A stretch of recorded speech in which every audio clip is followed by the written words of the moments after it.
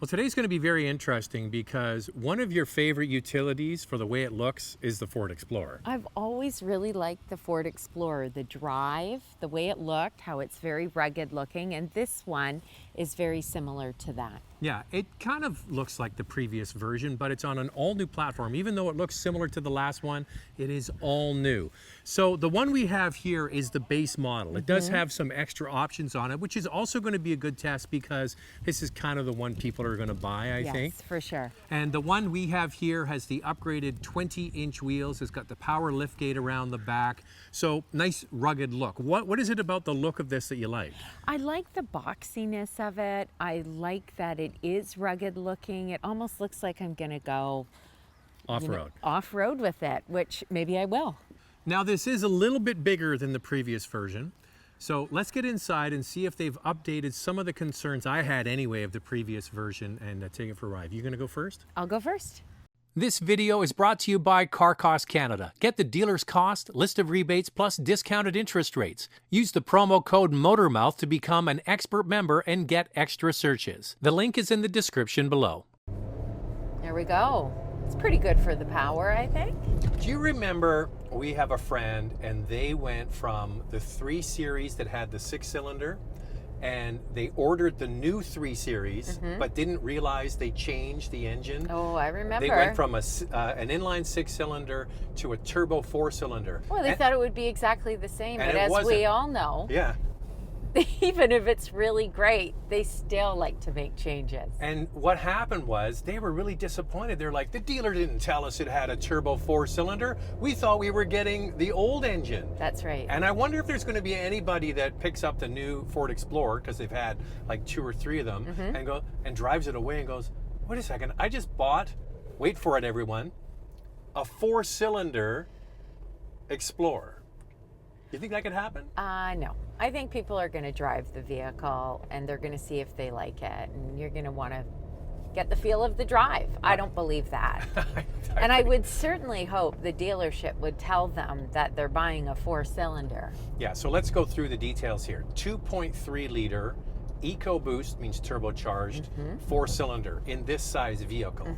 And it seems like you're asking a small engine to do a lot of work, right? I do a lot of city driving, so I really like this sporty feel of this Explorer. You do feel a lot of bumps in the road, and if somebody prefers a smoother ride, this probably isn't going to be the right vehicle for them. But what about the engine? I thought the power was pretty good for the city. If I'm going up a mountain, it's not going to do a lot for me. It's really going to struggle. Okay, they do have a 6-cylinder, but it's in their ST and their top trim. And that starts at like $60,000. And it's not only just the 6-cylinder, it's a turbo 6, 3 liter, and it has a lot more horsepower. This unit, 2.3 liter, they're using it in the Ford Ranger. They're using it in the new Bronco that was just shown, and in this vehicle as well. So they have a lot of faith, I guess, in this engine. But at 300 horsepower, that's a sizable amount of power. And a lot of other mid-size utilities have right around that, but they get it from a V6. So the question is, a smaller engine working harder or a bigger engine kind of just lumping along?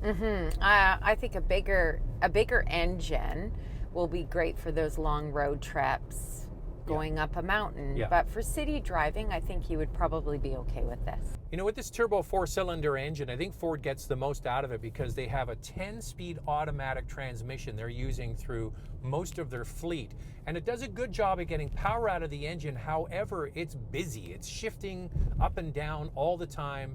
And in some situations, on and off throttle, it is trying to figure out what gear to go in. And that can be a little bit unnerving. And the ride is a little bit firmer going over bumps. Now, to compensate that, check out these seats. What's the first thing you said when you got in this? It's the same thing I thought.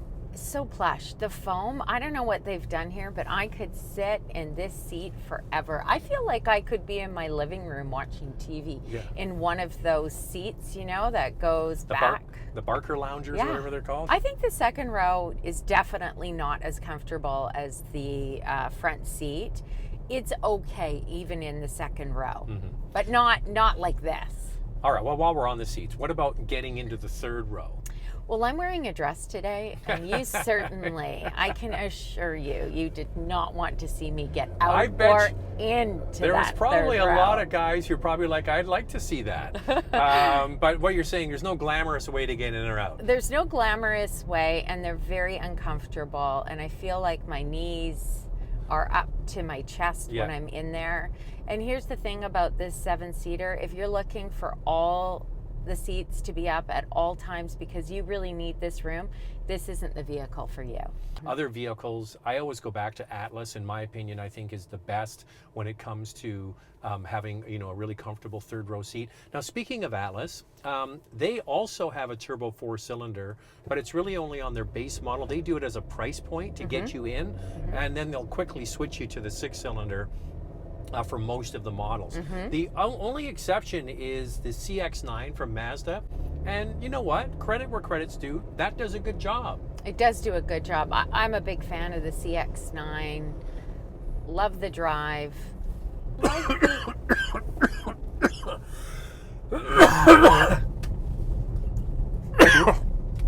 Me dad. When I just go, GoPro, stop recording. Okay, CX-9 or Ford Explorer? For a more well-rounded vehicle, for sure, the CX-9. But I have a special place in my heart for this exterior. What is it about this that you love so much? I don't know. I've always really liked the exterior of the Ford Explorer. It's rugged. It's boxy. Is exterior style enough to make you buy this? Of course not. All right, my turn. You know what I like about this? My biggest complaint, there was actually quite a few complaints of the old one, is the dead pedal where you rest your foot on the old Explorer was at this weird angle. You could never get comfortable. Really? And they fixed that. Thank God for that. That's good. Because this is on an all-new platform. So first of all, we should touch on that. It's a rear-wheel drive bias all-wheel drive system. And in Canada, all of them come standard with all-wheel drive. Yes. But it will send power to the rear wheels more than the front wheels. Sure. I want to talk about, we were talking about the dead pedal. I want to talk about the interior because I think this is, for me, a hard fail. Yeah. Okay. So let's go through it. Let's talk about let's go with the positive first. Storage. I think storage is quite good. You're right. Big door pockets. Let's talk about the seats. The two front seats. Comfy. Super comfy. As you move backwards, Less comfy. not so great. And then we've got the third row, which is it's Sad. really tough. Yeah. They've used a lot of soft plastic here. There's a lot of hard plastic as well, but I think the two work well together. You don't notice as much of the hard plastic, wouldn't you say? I don't know. I disagree with you. Like, you know, whenever we get a Korean car, I always go on about the fit and finish and the way everything fits together is absolutely perfect. Yeah. It's not the case here. Like, look at the way the plastic pieces match up on the dash where the radio goes to that bright silver piece there. Yeah. There's a big gap there. I mean, yes. It just looks, to me, it just screams cheap. And the plastic around the radio is cheap. I don't know. And the screen is 8 inches, but it's like, hey, let's just stick that on there. It looks really tiny, the screen. I have to be honest, I was surprised that it was 8 inches. It is. But I guess maybe it's because the vehicle's wide, I was going right? to say, the vehicle is so wide, it just doesn't fit as well. The simplicity in here is just too little for me. You can't even compare this to Kia or Hyundai for interior, or Mazda for that matter. Yeah, the Mazda's beautiful as well. And the screen, the optional screen is not horizontal, it's vertical, and it's just over 10 inches. And that really looks like it's been stuck on the dash. I don't know. Ford recently introduced with the F-150 a horizontal version of a 12-inch unit for F-150 and for Bronco. Hopefully that will make its way in here. It could be, but it looks a lot like the Tesla, doesn't it? Yeah, you know? it doesn't look good. I don't know. I just think that the material, the way it's put together to me doesn't scream, I really want this. Like, look where the cover is for the switch up there at the top. See that right here? See the seam there? Yeah. It doesn't line up. It fits at the bottom, but the top it doesn't. Like, No. that just to me is inexcusable in 2020. They haven't elevated themselves enough to compete with some of these other seaters. Yeah. Should get back to a few mechanical things. First of all, you do get drive modes in this car, which is a nice feature because you can adapt the terrain management systems and the engine and transmission for things like winter driving or for performance or what have you. So those things are all welcome.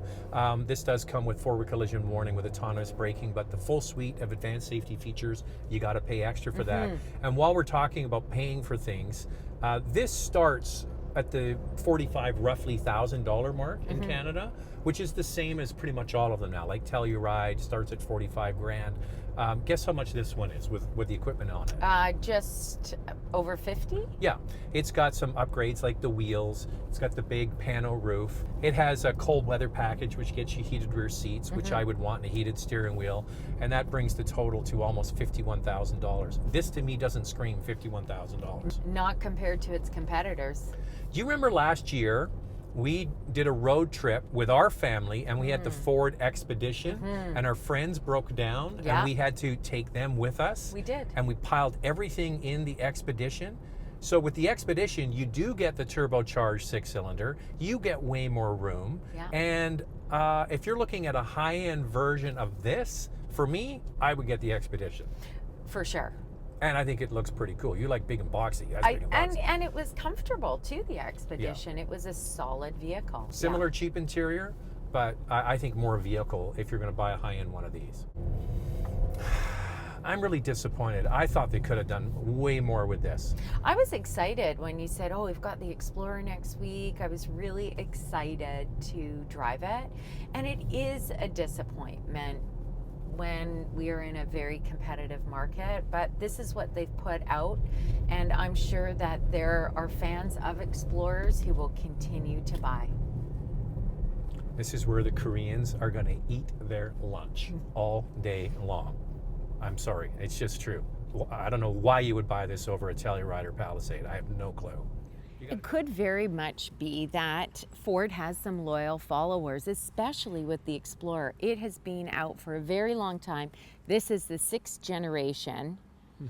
So, sure, there's going to be Ford buyers, but are they getting anybody new to the party? I don't think so. I'm kind of actually disappointed with this effort. I'm not enthralled with the inside. I'm not loving the drive that much. I think it's expensive. I like the look of it like you do. I just don't get the rest of it. Me dad. Car Cost Canada provides the dealer's cost, a list of rebates, plus discounted interest rates. Use the promo code MOTORMOUTH to become an expert member and get access to exclusive and powerful savings. The link is in the description below.